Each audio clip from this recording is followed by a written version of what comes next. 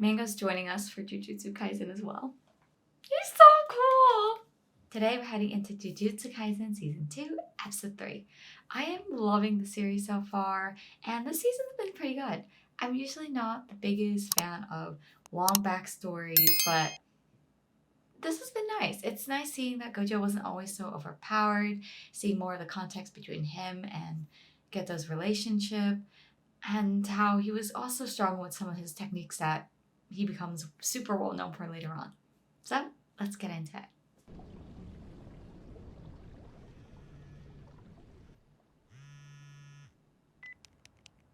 Oh, what was that?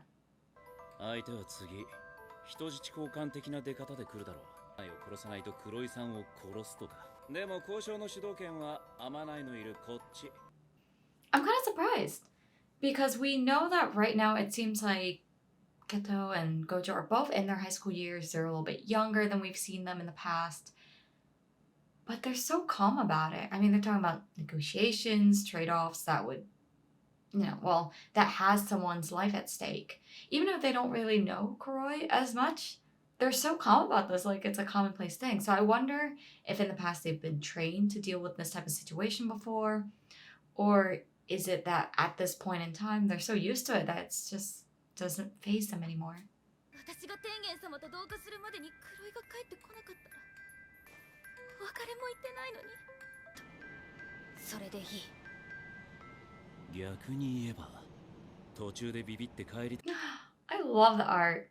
There's so much expression in the eyes alone in this animation.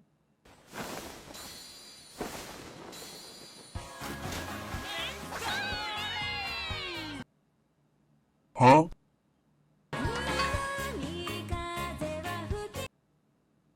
I'm so confused. They were talking about something so serious.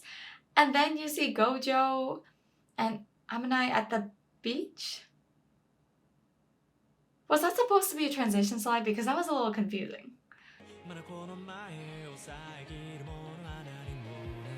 I'm not all caught up in the manga, but I really hope that this season at some point we'll get to see our, season 1 main trio again with Yuji, maybe a little bit of Yuta here. That would be nice.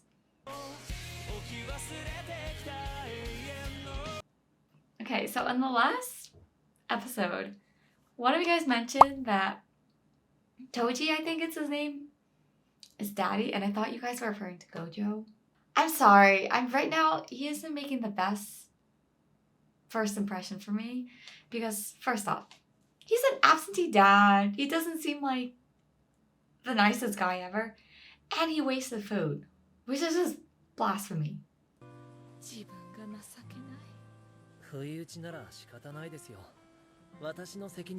Oh, so this is where they already saved her.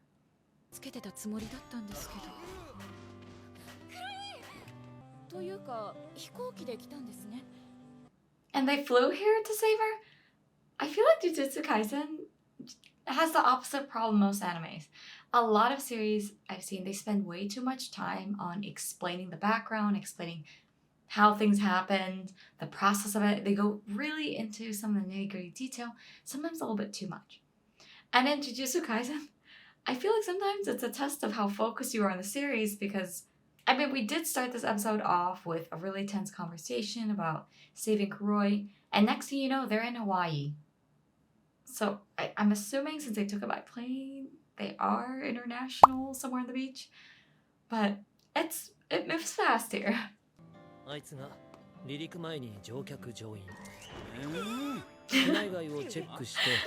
how he was checking people, just glaring at them?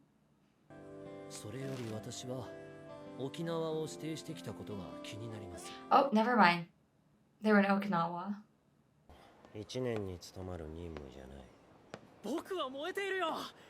Oh, who's this?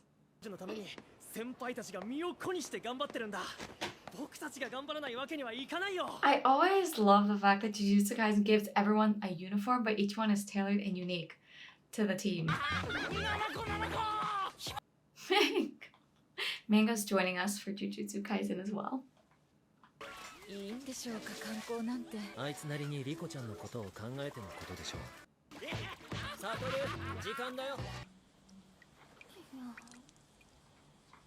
すぐる、戻るのは明日の朝にしよう。昨日から術式を解いてないな。睡眠もだ。問題ねえよ。桃鉄99年やった時の方が死ん。お前もいる。Oh, I really like these two as a duo. I didn't expect to love their friendship so much.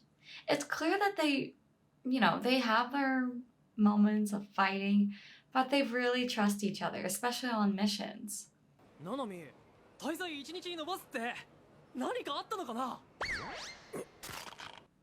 He looks angry. This is so wholesome. What'd I say? I called the budding friendship. I would be curious as to how willing or resistant they might be when it comes to having her assimilate into Tengen-sama. Oh, food animation gets me so hungry.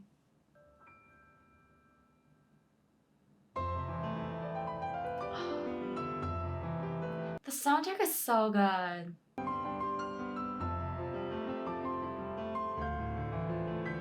I'm reminded by how thoughtful Gojo and Geto are. Because it seems like they follow the rules, in a sense. I think pretty loosely, because they know the mission is to protect her, but they don't really need to extend the trip, they don't need to take her places, they don't need to, in a sense, be friendly with her. They can just literally be her bodyguards. But I think they really care. And they might say, they might speak, I think, calmly and a little bit, straightforwardly about the mission. But at the end of the day, they're still willing to, go above and beyond to protect her, to do a little bit more than fulfill a mission. And at least to give her some sense of experiences and happiness before she assimilates. You can tell, especially from Geto, that he's pretty conflicted about this whole thing. Because there are moments where he seems very empathetic, and you guys mentioned this in the last episode too, that he takes the time to say these things. And even when he was telling Kuroi last episode, you're her family, you're Amanai's family, I think Gojo, they make a big deal about saying that Gojo has a good pair of eyes, but I think Geto too has a pretty keen sense of people, relationships, and kind of how to make them feel better.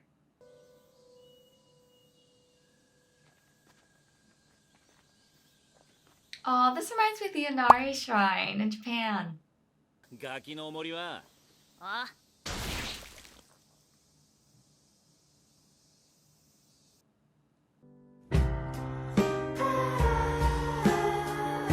あんたどっかで会ったか？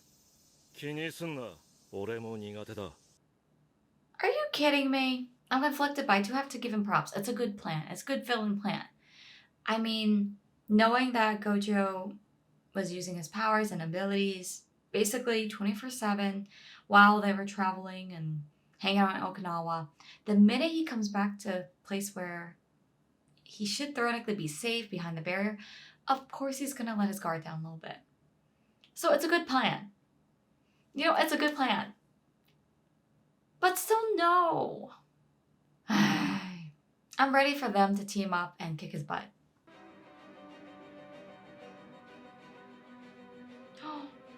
Young Gojo's so adorable. 問題ない。術式は間に合わなかったけど、内臓は避け。ニットのセーターに安全ピン通したみたいなもんだよ。マジで問題ない。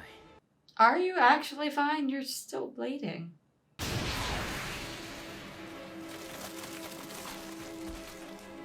アマナイの懸賞金はもう取り下げられたぞ、マ Oh, he's sweating. He's definitely worn down. Oh. 重力が全くない。天与呪縛のフィジカルギフテッド。It's interesting to see a fight between someone who has no curse energy and someone who has so much of it. I'm excited to see how this fight's gonna unfold. Typically in fights, I'm referencing kind of season 1.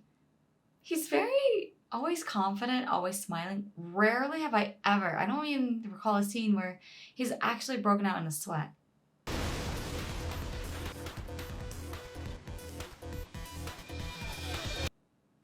pretty young. But we know he has a kid, so is he like in his 30s here? No, he has to be in his 20s here.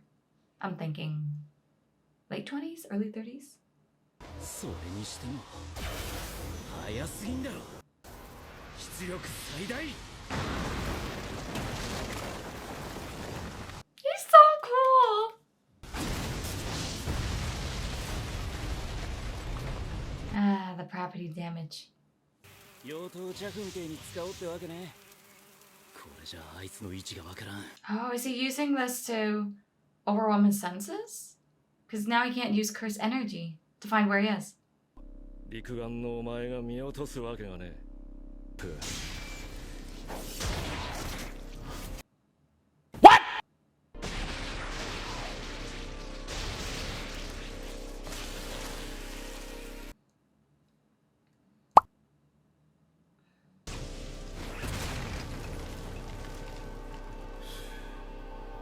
It is weird to see a character that's so OP, so defenseless.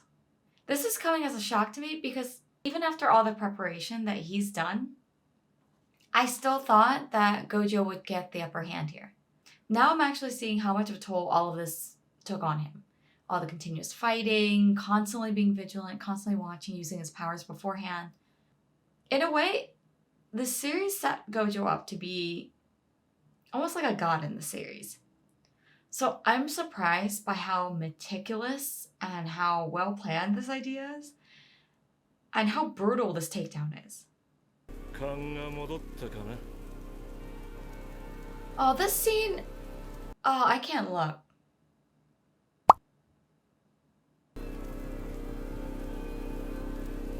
He does not look alive. どうか黒い大好きだよずっとこれからもずっと Ah, someone's cutting onions. Someone's freaking cutting onions. Jujutsu Kaisen does such a good job of this as a series. I've met these characters and gotten to know them for all of what? A few episodes? But I'm already fond of them. I'm just waiting for something to happen where everyone gets a happy ending here. Everyone gets their own solution where they don't have to part. They can all keep on going and Gojo's gonna be okay. 天元様の膝元国内主要結界の規定 That's so ominous. Definitely doesn't scream home. どうかまで天元様が守ってくれる引き返して黒井さんと一緒に家に帰ろう Oh, wow. あの人は同化を抹消と言ったあれはそれだけ罪の意識を持てと I think normally in a lot of series, when it comes to making hard decisions, characters will often choose to either tell an easy lie and avoid the hard truth, or just, in a sense, tell the hard truth but force it on the other person. I guess I'm surprised at how empathetic Geto is here, because he's giving her a choice. And even though she said herself that she's accepted the assimilation, he's very careful and thoughtful about it. And he knows what it means to give her a choice, but I think he's honest about it. I think he really means to give her a choice and that he would honor it. I'm conflicted. I'm really liking his character. 聖書体のガキが同化を拒んだ時その時は同化なし天元様と戦うことになるかもしれないよビビってんな I love how confident they are. And I love how strong-willed they are.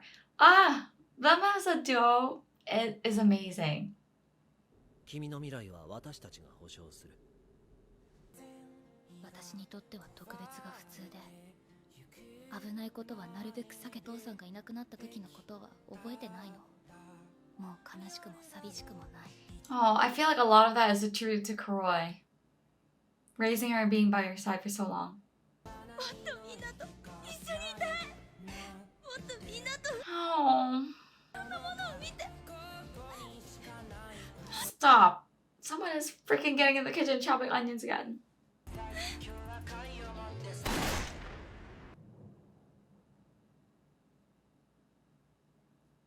Please tell me someone here has some sort of curse technique to reverse time or to undo what has occurred in the last 30 seconds of what I just watched.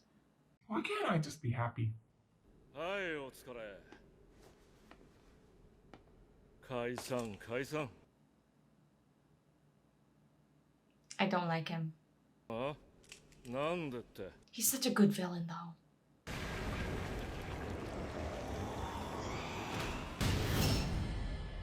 そうか。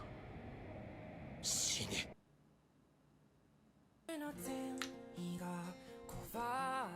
Not the horrible cliffhanger and then the chill music at the end.